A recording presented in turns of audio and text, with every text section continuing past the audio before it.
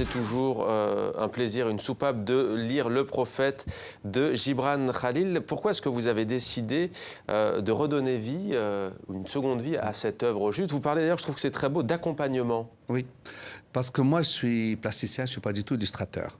Donc ça, je le note toujours. Je publie beaucoup de livres, je fais beaucoup de choses en parallèle, parce que je viens aussi d'une culture du livre et d'une famille qui avait des grandes bibliothèques, qui lisait beaucoup, qui étaient des gens dans une forme d'aristocratie religieuse. Et pour moi, le livre accompagne et reste. Je vous dis juste une simple petite comptabilité. Je fais une expo, Paris ou New York ou ailleurs, on a 100, 120, 200, 300 personnes. Vous faites un livre, il est tiré à 3000 exemplaires. Un bouquin, en moyenne, le peu, c'est 10 personnes qui le lisent. Ça fait tout de suite 30 000 personnes. Donc, partant de cette comptabilité basique, un livre, et vous survit aussi. Et puis, c'est vrai que j'ai lu, moi, ce premier texte quand j'étais gamin en Algérie, dans les Aurès, pendant la guerre d'Algérie. Mon père était torturé, était en prison ou au maquis. Donc, et de lire ce texte-là, quand on voyait les avions survoler nos têtes, balancer du napalm et des bombes tout autour de nous, donc, qu'un mec, à cette époque-là, parle de paix, de fraternité, d'amour, de tolérance, d'échange, d'humanité, dans un sens très ouvert et là, et d'amour, ça me paraissait bizarre, c'était de la science-fiction.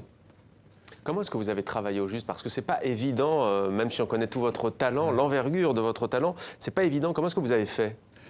Écoutez, moi, c'est très simple. J'ai eu un problème de santé assez lourd et grave, donc que je suis un petit cancer du sein, ce qui est rare pour les hommes. Bon, voilà. Donc, je me suis fait opérer à l'hôpital Tenon.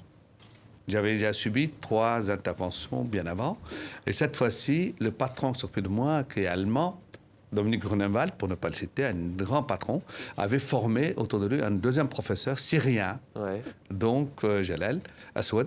Et au moment où j'ai eu cette histoire, il me dit, écoute, vous voulez que je vienne ou vous faites ça seulement avec Jalal? Je dis, je le fais avec Jalal.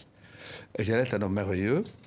Et puis je lui ai dit, je suis vraiment, c'est dingue de voir votre pays, la Syrie, qu'on aime beaucoup. Nous, les Algériens, on a un lien quand même fort. Vous vous souvenez de l'histoire de Mir Abdelkader, de la Smala, des Algériens qui sont partis vivre en Syrie auprès des frères syriens. Donc, ils nous avaient déjà accueillis. Aujourd'hui, l'Algérie est reflue aussi de Syriens dans ce sens.